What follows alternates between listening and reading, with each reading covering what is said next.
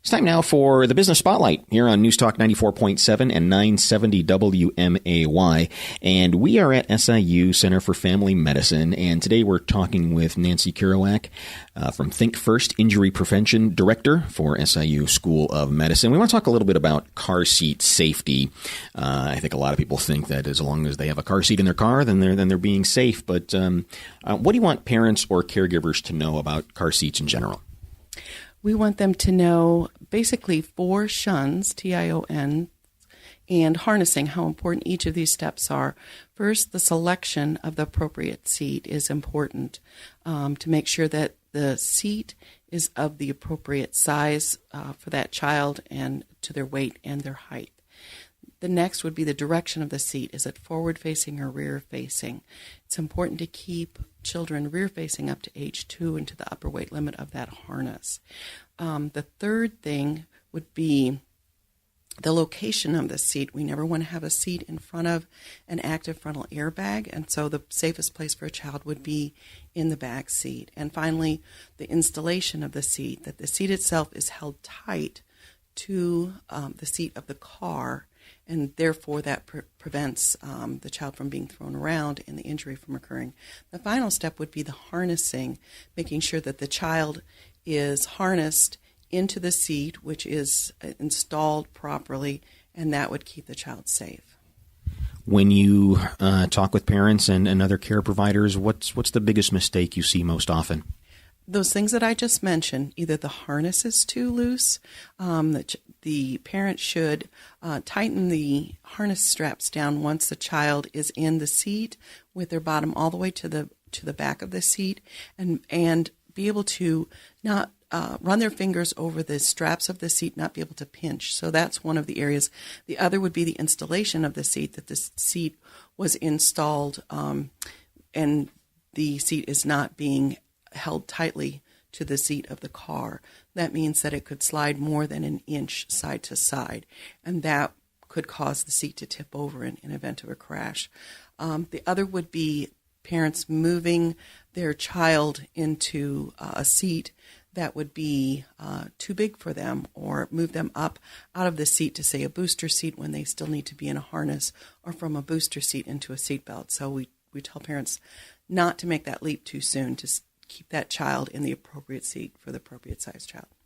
When we come back, we're going to talk a little bit about, with winter months, big coats, big puffy coats, and things that might impact how a child is in a car seat. And we'll learn a little more about that with Nancy Kyrouac from Injury Prevention Injury Prevention Director, for SIU School of Medicine. This is the Business Spotlight on News Talk 94.7 and 970 WMAY.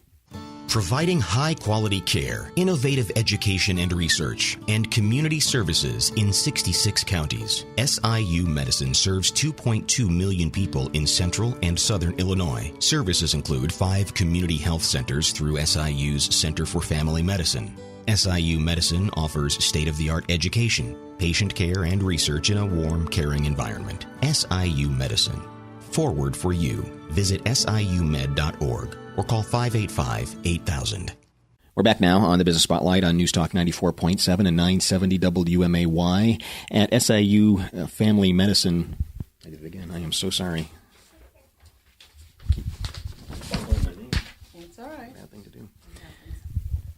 We're back now on the Business Spotlight on News Talk 94.7 and 970 WMAY. We're at the SIU Center for Family Medicine, and we're talking today about car seat safety. We're talking with Nancy Kyrouac from ThinkFirst. She's the Injury Prevention Director for SIU School of Medicine. Colder weather out there, kids wearing puffy jackets, is that a factor? It is. The problem with a puffy coat or a thick coat is that it provides padding, which is what adds warmth, but it also makes the harnesses not as tight. A good test for that is to put the child, if they have a large coat on, and make sure the harness straps are tight on the child, not painfully tight, but so that you can't pinch the straps. And then to take the child out, have them take the coat off, get back in the seat, and see how much more room there is in the harness. Because in the event of a crash, all of that puffiness will be compacted. And so anything that you put in between that seat and the harness and the child is a hazard. So we advise parents to take the child to the car. Couple solutions would be for them to take the coat off in the car, have it turned around, and they can put their coat on backwards, or they could have blankets in the car, or another solution might be a fleece jacket that would be a thinner jacket, wouldn't be as big and puffy, or possibly a poncho would work. But we never want to have anything between the child, the straps, and the seat, because that can cause a barrier. Something that can compress means that the child wouldn't be harnessed properly. You probably got a lot of parents thinking right now, so if they need some help or some assistance on this, where can they turn? We do what we call a fitting station, which is a free service in the community on the first and third Thursdays of the month at Green Hyundai on Dirksen.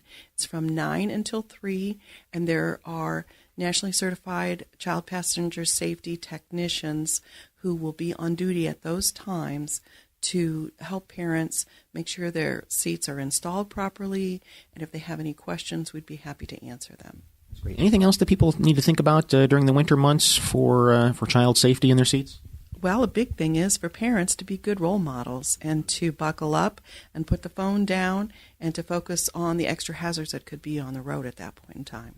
Good advice, and you can always get more information at siumed.edu or visiting with Nancy Kyrouac from ThinkFirst, Injury Prevention Director for SIU School of Medicine. Thank you for your time.